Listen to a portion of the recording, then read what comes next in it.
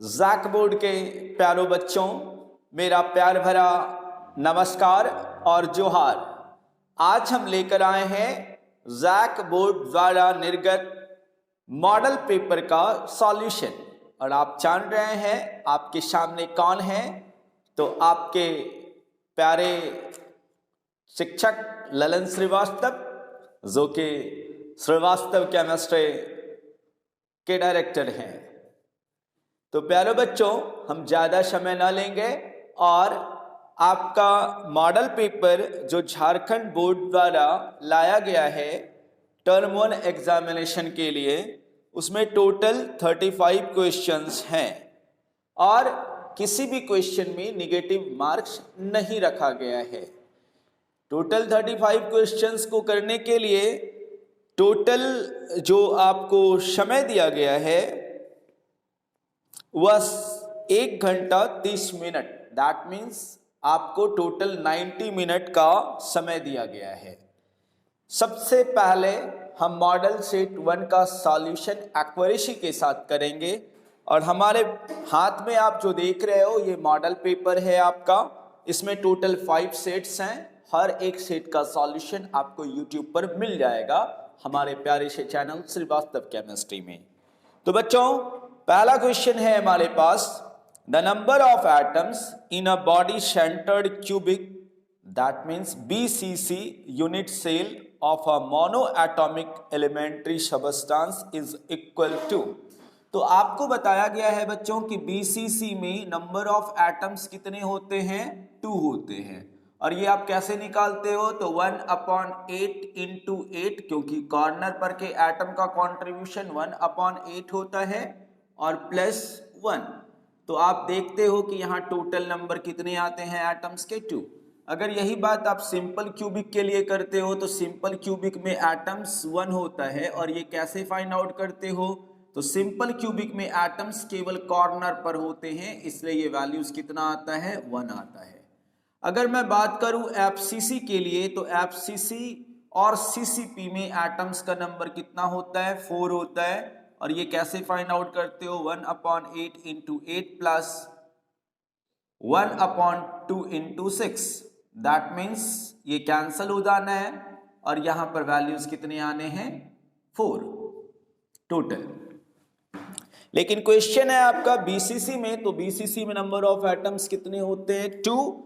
Option B आपका correct है। दूसरा क्वेश्चन है बच्चों कि 40 ग्राम NaOH का सॉल्यूशन लिया गया है। Molarity of an aqueous solution. दूसरा क्वेश्चन है बच्चों, molarity of an aqueous solution containing 40 ग्राम। तो हमें क्या दिया गया है, हमें वेट दे दिया गया है किसका, सॉल्यूट का। सॉल्यूट हमारे पास NaOH है और सॉल्यूट का वेट गिवन है हमारे पास 40 ग्राम।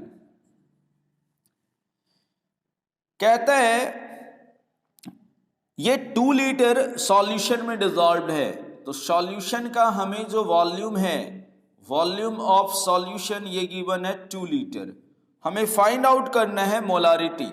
तो मोलारिटी निकालने के लिए आपने फॉर्मूला पढ़ रखा है, आप इजिली मोलारिटी फाइंड आउट कर सकते हो।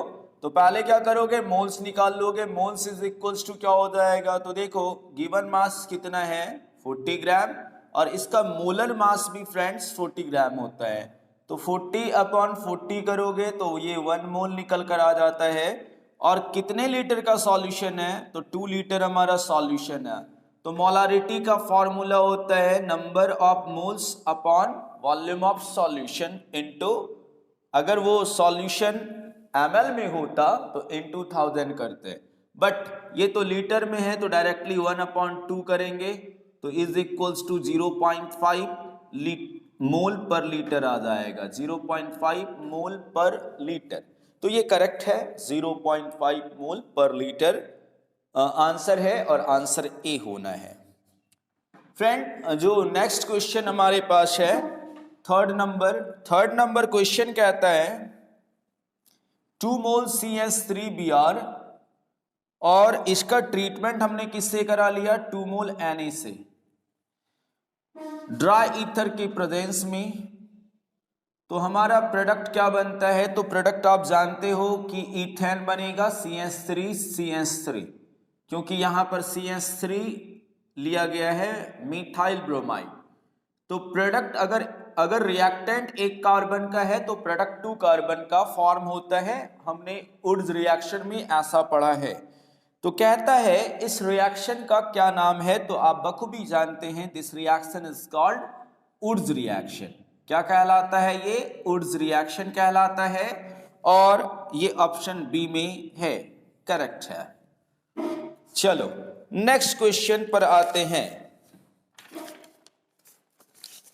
नेक्स्ट क्वेश्चन है, when aqueous solution of NaCl is electrolyzed the product obtained at cathode is। तो ये भी आपने पढ़ रखा है, और ये आप जानते हो कि कैथोड पर कौन सा प्रोडक्ट होता है। आप जानते हैं रेड कैट, मैंने ट्रिक बताया हुआ है, red cat reduction occurs at cathode. तो यहां पर आप देखोगे ऑप्शन है hydrogen, sodium metal, oxygen, chlorine. तो इसका जो सटीक आंसर होना चाहिए वो हाइड्रोजन होना चाहिए, और ये आपका ऑप्शन ए है, करेक्ट। जो अब 5 नंबर क्वेश्चन देखो, तो 5 नंबर क्वेश्चन क्या कहता है, which of the following is ore of iron. Iron के ओर क्या हैं, तो आयरन का ओर आपने पढ़ रखा है, हेमेटाइट होता है, मैग्नेटाइट होता है। तो यहां ऑप्शन ए में हेमेटाइट दिया हुआ है, आप हेमेटाइट लिख लो, हेमेटाइट ये करेक्ट है। फिर अगला क्वेश्चन है, the most stable hydride of group 15 element is. तो ग्रुप 15 में आप देखते हो मोस्ट स्टेबल हाइड्राइड की जब बात होगी तो टॉप पर जो एलिमेंट है नाइट्रोजन, आपने पढ़ रखा है, नाना, पापा, आंसू, शब, बीमार। ये ट्रिक मैंने बताया था nitrogen, phosphorus, arsenic, antimony, bismuth के लिए। तो जो टॉप पर एलिमेंट हैं इनके हाइड्राइड मोस्ट स्टेबल होंगे, ठीक है। तो NH3 हो जाएगा, ऑप्शन 6 का ए, 6 का ए जो है ये करेक्ट है। बात करते हैं नेक्स्ट क्वेश्चन पे, कहता है which of the following is not a transition element. तो मैंने क्या बताया है, अगर D में 0 और D में 10 इलेक्ट्रॉन हो जाए, दैट मीन्स ये कंप्लीटली फिल्ड हो जाए, ट्रांजिशन सीरीज में होते हुए भी ये ट्रांजिशन नहीं कहलाएंगे। तो यहां पर ऑप्शन रखा हुआ है आयरन, मैग्नीज, क्रोमियम और जिंक।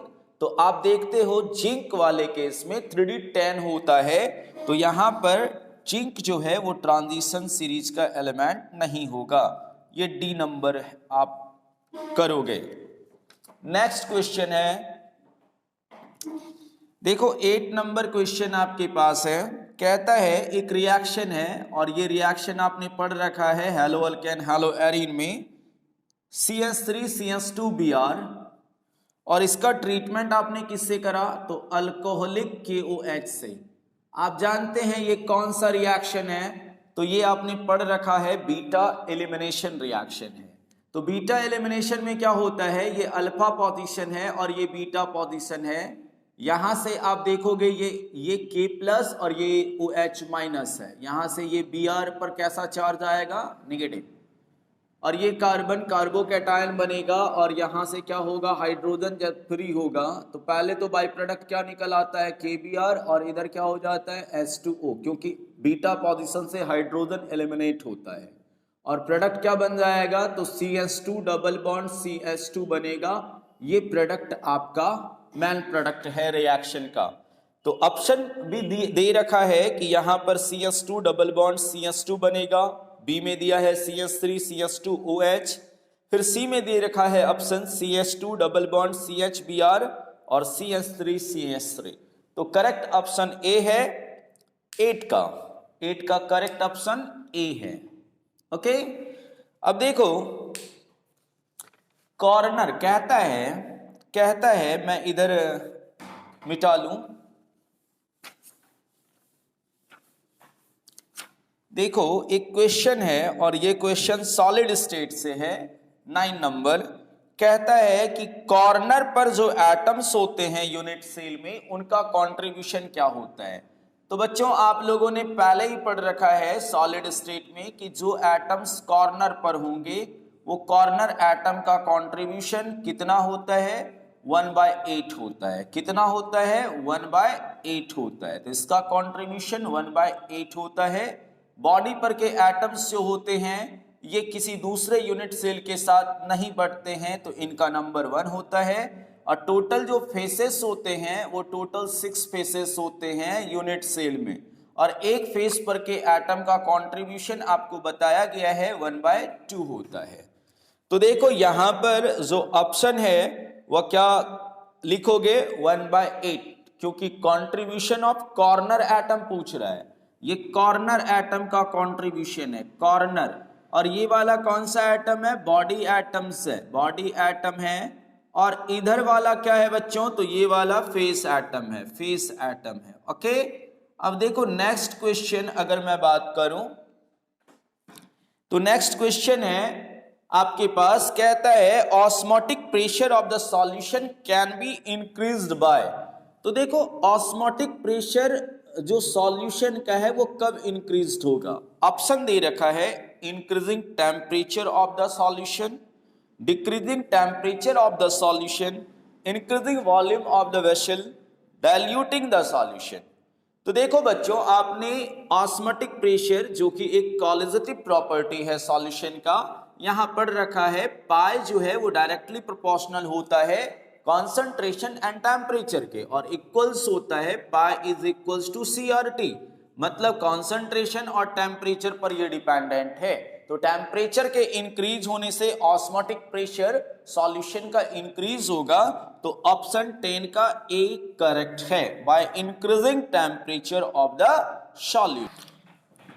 हाँ, तो अब हमें नेक्स्ट क्वेश्चन पर बात करना है, और नेक्स्ट क्वेश्चन कहता है the molar conductivity of an electrolyte increases as. तो हमने इलेक्ट्रोकेमिस्ट्री में पढ़ रखा है, अगर आप किसी इलेक्ट्रोलाइट वाले सॉल्यूशन का डाइल्यूशन इंक्रीज करेंगे तो कंडक्टिविटी क्या होती है, इंक्रीज होती है। तो डायरेक्ट आंसर है बच्चों, बड़ा इजी क्वेश्चन है, ज्यादा परेशान होने की जरूरत नहीं है। तो 11 नंबर में भी अगर आप देखो तो ऑप्शन ए जो है ये करेक्ट है।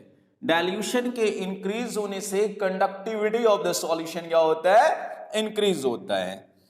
12 नंबर क्वेश्चन आपके पास मेटलर्जी से है। मेटलर्जी भी आपने पढ़ रखा है, और यहां से रिमेंबरिंग क्वेश्चंस आते हैं। 3 क्वेश्चंस मुझे लगता है मॉडल सेट में देना चाहिए। तो Mond's process is applied for the purification of. तो मैंने बता रखा है कि मॉन्स प्रोसेस से निकेल का प्यूरिफिकेशन होता है, और निकेल ऑप्शन बी में है, और बी में निकेल है, और ये करेक्ट है। निकेल, मॉन्स प्रोसेस से निकेल का प्यूरिफिकेशन होता है। आप इसे ऐसे भी याद रख सकते हो कि एम के बाद कौन सा अल्फाबेट आता है, एन आता है, तो मॉन्ड से निकल, मॉन्ड से निकल, ये भी ट्रिकी वे में याद रख सकते हो। अब कहता है 13 number, covalency of nitrogen in N2O5 क्या होना है। भैया N2O5 का पहले तो स्ट्रक्चर्स बना लो, उसके बाद कोवैलेंसी पर बात करेंगे। तो देखो N2O5 के केस में अगर आप इसका स्ट्रक्चर बनाने जाओ तो नाइट्रोजन के पास एक लॉन पेयर होता है ना, होता है। तो नाइट्रोजन के पास एक लॉन पेयर होता है, ये आप जानते हो। ये क्या करेगा किसके साथ, तो ये ऑक्सीजन के साथ क्या कर रहा है, बॉन्ड बना रहा है। ऑक्सीजन के पास लॉन पेयर यहां पर कितने हैं, 3। तो देखो ये जो है ऐसा बॉन्ड बना लिया। इन जनरल ये कोऑर्डिनेट बॉन्ड की तरह एक्ट करता है। अब ये ऑक्सीजन यहां भी है, और इसके साथ फिर नाइट्रोजन है, और फिर इधर मैंने दिखाया ऑक्सीजन। यहाँ कितना लॉन पेयर दिखाओगे, 3। और यहां पर कितना लॉन पेयर दिखा सकते हैं, तो दोनों साइड दिखा देंगे ऐसे। तो देखो कोवैलेंसी कितनी हो जाएगी, 1 2 3 और 1 4। तो एक नाइट्रोजन कितना बॉन्ड बना रहा है, 4 बॉन्ड बना रहा है। तो ऑप्शन अगर 4 है तो करेक्ट है। तो सी नंबर में ये 4 ऑप्शन है, तो ये करेक्ट है। N2O5 के केस में नाइट्रोजन की कोवेलेंसी 4 है। चलो एक नेक्स्ट क्वेश्चन है, बड़ा इजी क्वेश्चन है ये भी, 14 नंबर आपने पढ़ रखा है ट्रांजिशन एलिमेंट में। हमने बताया था कि कलर के पीछे क्या रीजन है ना? कलर के पीछे रीजन हमने बता रखा है unpaired electron and D transition, ये बता रखा है। तो यहां पर एक क्वेश्चन है, aqueous solution of which of the following ions is colourless. पूछा जा रहा है कलरलेस कौन सा है। तो मैंने बताया हुआ है जिसमें D0 हो या D10 हो। अगर D0 और D10 वाला कॉन्फ़िगरेशन आपको मिलता है तो वो कलरलेस होगा। तो इसमें ऑप्शन आपको दे रखा है Ti3+, V3+, Cr3+ और Sc3+। तो जब आप स्कैंडियम Sc3+, जो कि ऑप्शन आपका डी है, अगर ये करोगे तो यहां आपको दिखता है आर्गन 3D0 है ना, और 4s0।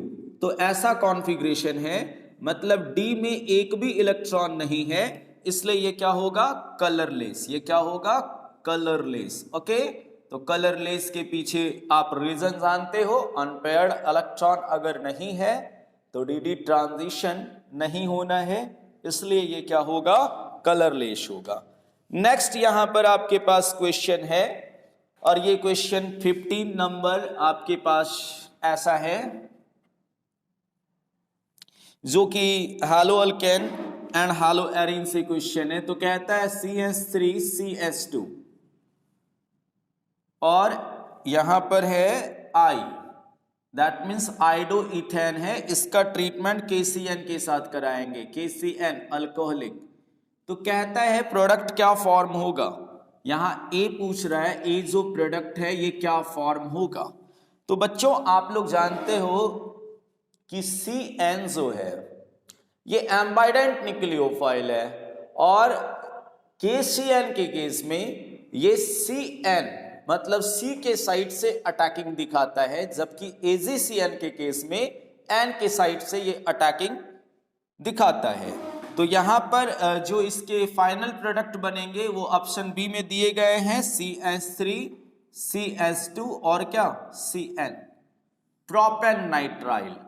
अब नेक्स्ट क्वेश्चन जो 16 नंबर क्वेश्चन है, वो कहता है the percentage of available space occupied by sphere in cubic close packing in 3 dimension. Cubic close packing CCP में परसेंटेज वॉल्यूम कितना ऑक्यूपाइड होता है एटम्स के द्वारा। तो आपने पढ़ रखा है CCP और FCC की बात करी जाए तो इसमें 74% स्पेस एटम्स के द्वारा ऑक्यूपाइड होता है। लेकिन एग्जाम्स के दृष्टिकोण से आपको सिंपल क्यूबिक भी रिमेंबर करना है और आपको BCC भी याद रख के चलना है। नेक्स्ट क्वेश्चन जो है ये डायरेक्ट डेफिनेशन पूछा गया है, the relative lowering of vapor pressure in case of a solution of non-volatile solute is equal to the mole fraction of solute. The statement is based on, तो ये statement Raoult's law का है, ये statement Raoult's law का है, और यहां पर ये राउल्ट्स लॉ C में दिया गया है, तो ये C सही है। नेक्स्ट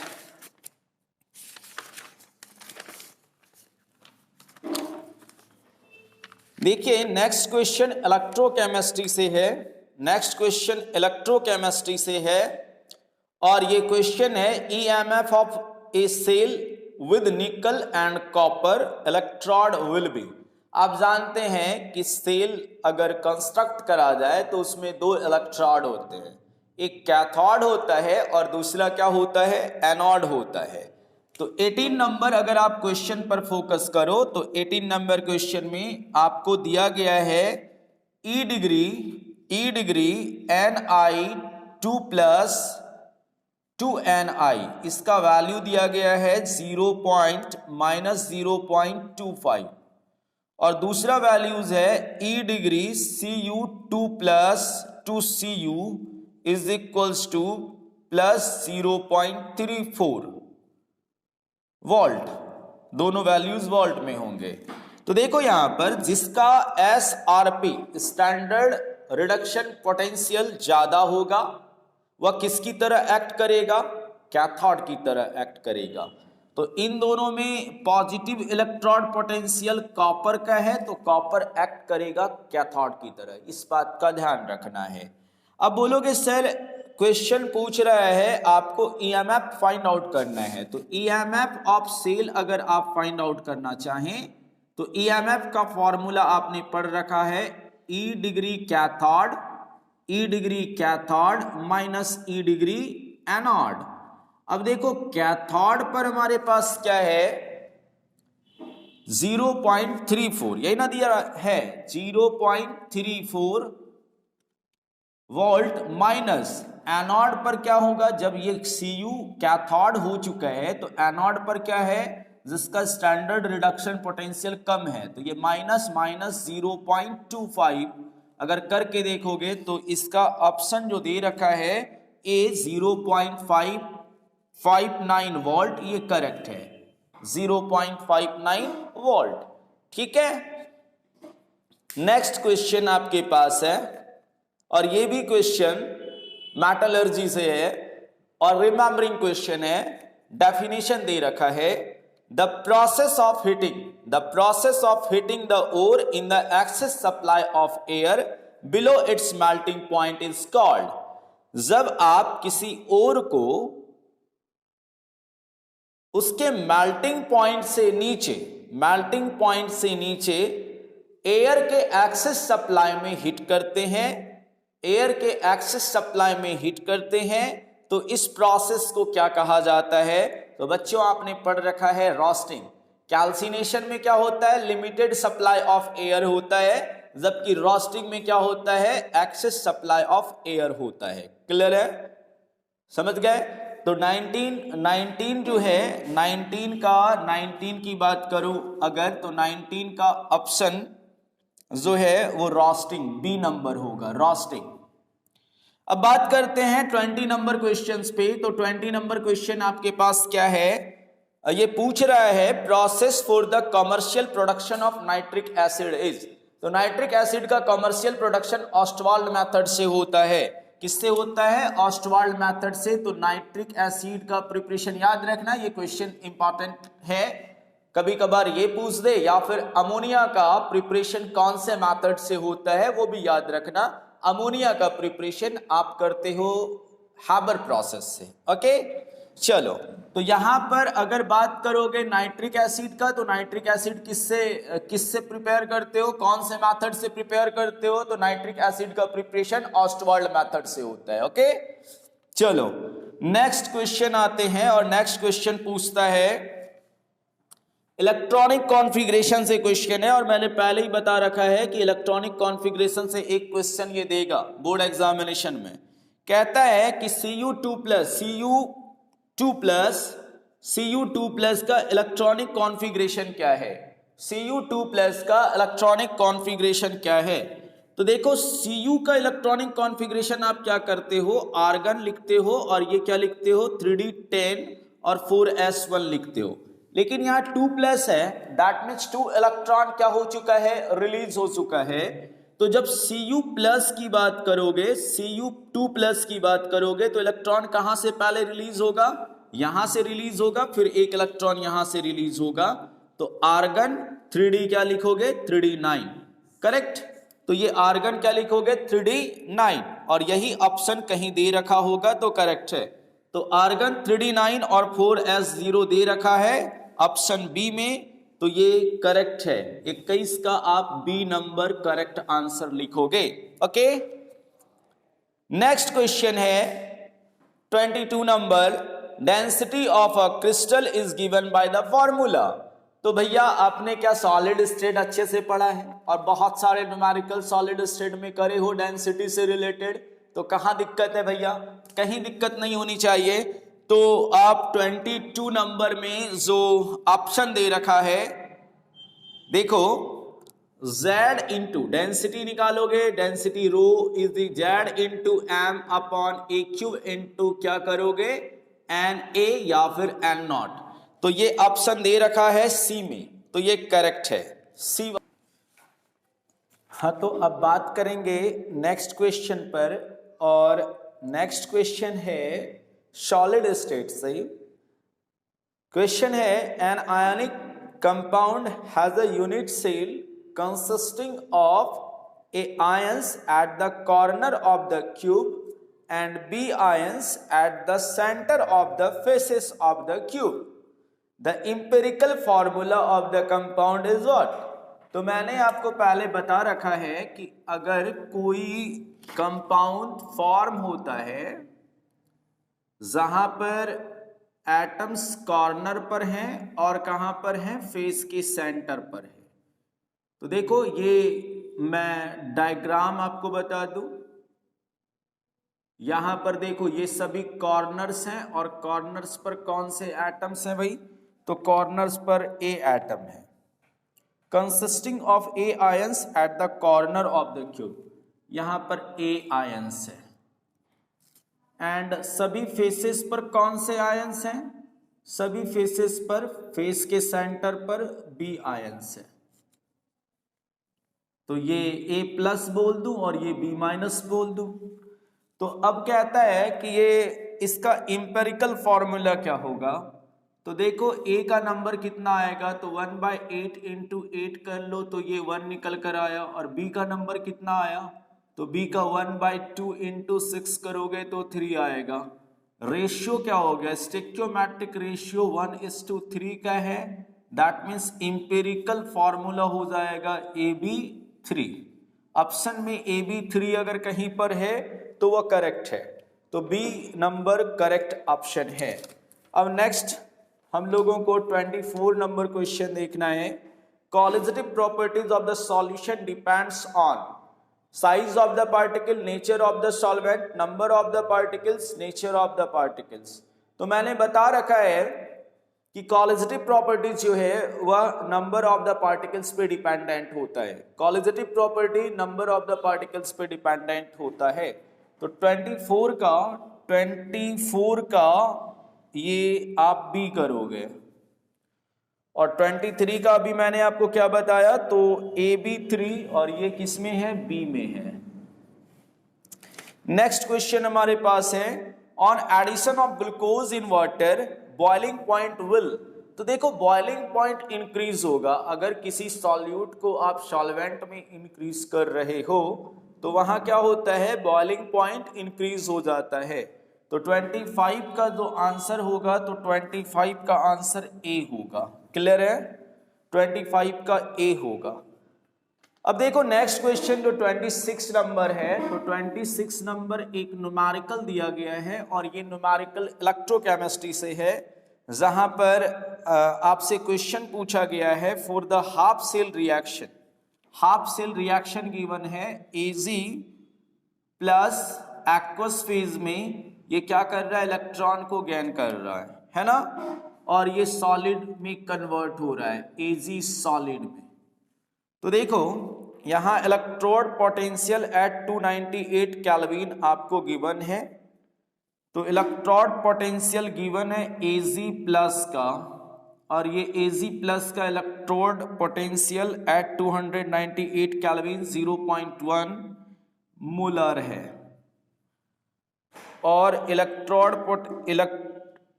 ई डिग्री जो है वो गिवन है, वह कितना है? प्लस 0.80 वोल्ट ई डिग्री गिवन है। तो देखो, नर्स्ट इक्वेशन का यूज करके हम इसे सॉल्व कर सकते हैं। यहां पर हो क्या रहा है? तो यहां पर रिडक्शन हो रहा है। रिडक्शन का क्या मतलब है? GER, gain of electron is called reduction. तो ये इलेक्ट्रॉन को गेन कर रहा है और सॉलिड में कन्वर्ट हो रहा है, दैट मीन्स रिडक्शन है।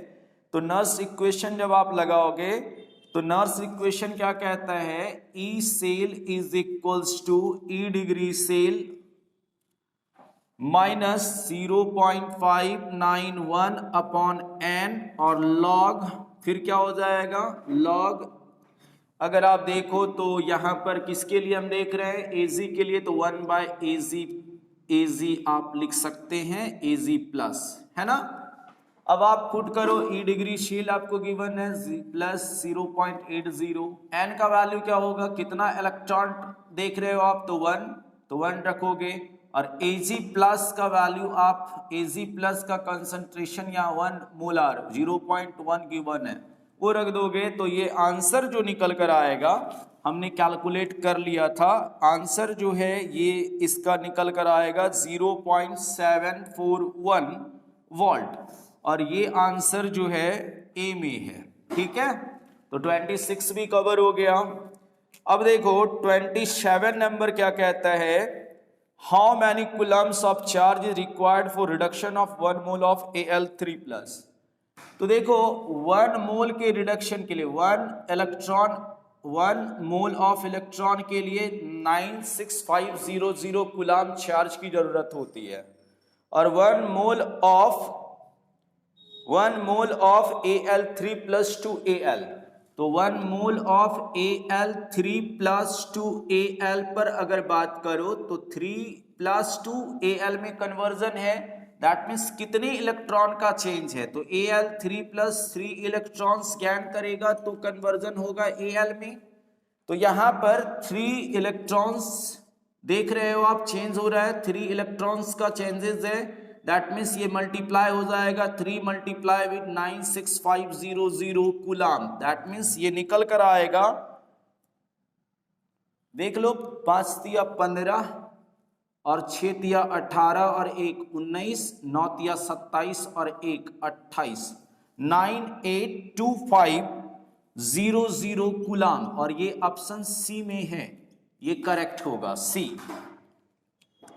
ये 27 नंबर क्वेश्चन है, 27।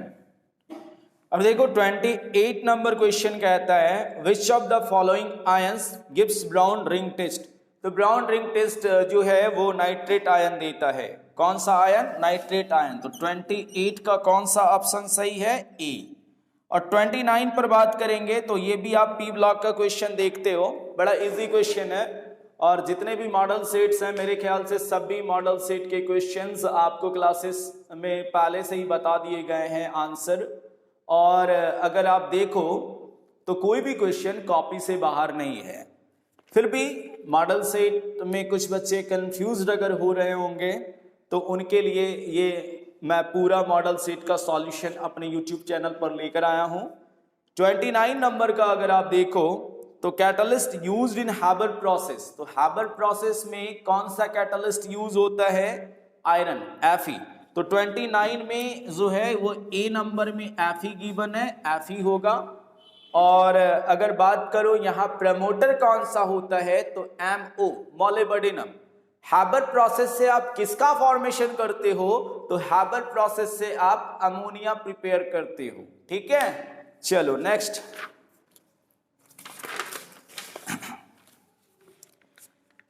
अब कहता है 30 नंबर क्वेश्चन, ये भी पी ब्लॉक से क्वेश्चन है, which of the following has lowest boiling point. तो बॉइलिंग पॉइंट का ट्रेंड हमने बताया हुआ है, और ऑप्शन यहाँ गिवन है NH3, PS3, ASH3, SbH3। तो लोवेस्ट बॉइलिंग पॉइंट PS3 का होना है, PS3। 30 का बी, 30 का अगर आप देखो तो 30 का आप क्या करोगे, बी नंबर, है ना। अब 31 पे आओगे तो 31 में आप एक रिएक्शन गिवन है, एक रिएक्शन है 31 में, मैं इसे इरेज कर लूं,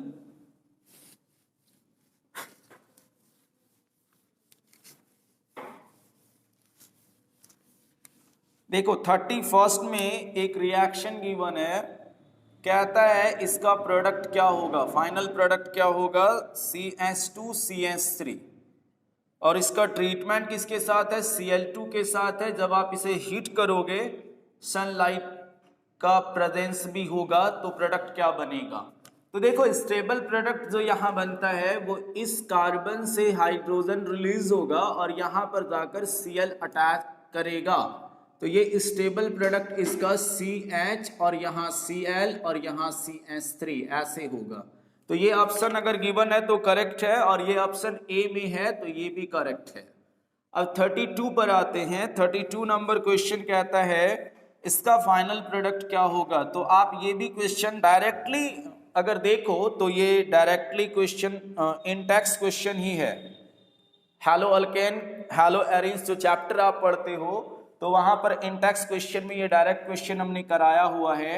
ये CS3 है और इसका ट्रीटमेंट हाइड्रोजन आयोडाइड के साथ है। कहता है फाइनल प्रोडक्ट क्या बनेगा। तो मैंने बताया था कि ये जो है यहाँ फाइनल प्रोडक्ट अगर आप देखोगे तो फाइनल प्रोडक्ट यहाँ पर क्या बनता है भाई।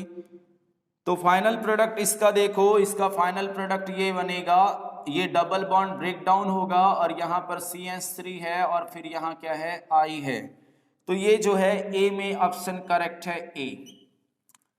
आइए नेक्स्ट क्वेश्चन पर, और 33 नंबर देखोगे तो 33 भी इंटेक्स क्वेश्चन से ही है। यहाँ डबल बॉन्ड है और इसका ट्रीटमेंट किसके साथ है, Br2 के साथ है। कहता है फाइनल प्रोडक्ट ए क्या फॉर्म होगा यहाँ पर। तो यहाँ फॉर्म क्या होगा ये पूछ रहा है।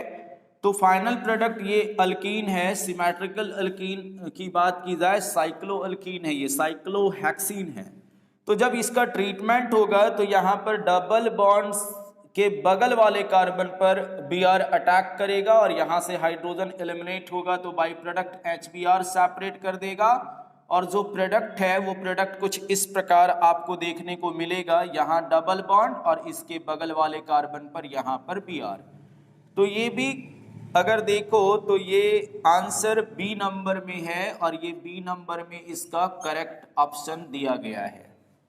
अब 34 की बात करो, 34 में क्या कहता है, ब्यूटेन टू ऑल है। देखो बच्चों बड़े आसानी से आप क्वेश्चन करना, क्वेश्चन में घबराने की कोई बात नहीं है। क्वेश्चन ऑन एवरेज लेवल का पूछा गया है। ज्यादा परेशान होंगे तो फिर प्रॉब्लम होगी। ज्यादा एग्जाम फोबिया को अपने ऊपर हावी नहीं करना है, मतलब एग्जाम का प्रेशर नहीं लेना है। अब जो भी दिन बचे हुए एग्जाम्स में बेहिचक बिंदास तरीके से तैयारी करो, है ना। तो ब्यूटेन टू ऑल है, ब्यूटेन टू ऑल है। कहता है butane two all, butane two all ये कितने डिग्री का अल्कोहल है। तो पहले आप ब्यूटेन टू ऑल का स्ट्रक्चर बना लो। CH3 CH, इधर OH दिया मैंने, इधर CH2 और इधर CH3। देखो इसके दोनों साइड अल्काइल ग्रुप है, मतलब ये 2 डिग्री अल्कोहल है। कितने डिग्री का अल्कोहल है, 2 डिग्री अल्कोहल है और ये ऑप्शन बी में है। बी में ये करेक्ट ऑप्शन दिया है 2 डिग्री। लास्ट क्वेश्चन भी एक ऑर्गेनिक का रिएक्शन है जहां पर फिनॉल का ट्रीटमेंट आइडोइथेन से किया जा रहा है एनहाइड्रस C2H5OH के प्रेजेंस में। तो प्रोडक्ट क्या है ये पूछता है। तो इसका भी प्रोडक्ट अगर आप देखो 35 नंबर में तो उसका भी करेक्ट आंसर 35 का करेक्ट आंसर बी होगा। ये रिएक्शंस भी डायरेक्ट कॉपी में आपके बताए गए हैं। तो देखो ये 35 क्वेश्चन हमने कंप्लीट करा है। ये टर्म 1 के शीट 1 जो मॉडल पेपर का है उसका क्वेश्चन था और मैंने बहुत अच्छे तरीके से कंप्लीट करा विद एक्सप्लेनेशन विद एक्यूरेसी। जो बच्चे अब तक कुछ थोड़े जगह पे अगर कंफ्यूज थे तो वो कंफ्यूजन भी अब यहाँ से क्लियर आप कर लेना।